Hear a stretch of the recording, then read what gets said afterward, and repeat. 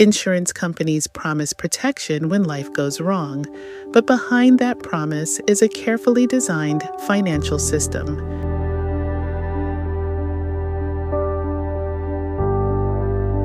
Today, you'll see how insurance companies really operate and how they stay profitable while paying claims.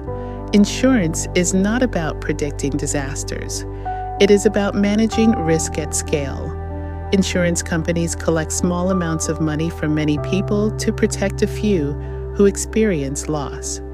At the heart of insurance is risk pooling. Thousands or millions of customers pay regular premiums. Most of them will never file a claim.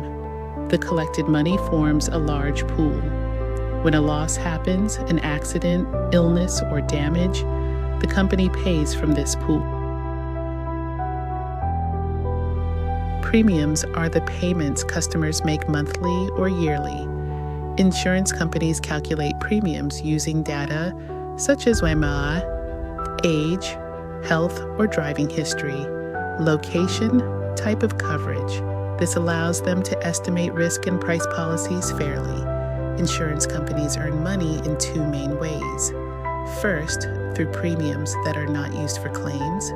Second, through investing collected premiums in bonds, securities, and stable financial assets. These investments generate steady income while claims are spread over time. Insurance companies also protect themselves. They buy reinsurance, insurance for insurance companies. This helps them survive large disasters like floods, earthquakes, or pandemics. Insurance stabilizes economies. It protects families, businesses, and governments from financial shocks. Without insurance, one unexpected event could cause permanent financial damage. So how do insurance companies really operate? By pooling risk, collecting premiums, paying claims carefully, and investing responsibly. This balance allows them to protect millions of people while remaining financially stable.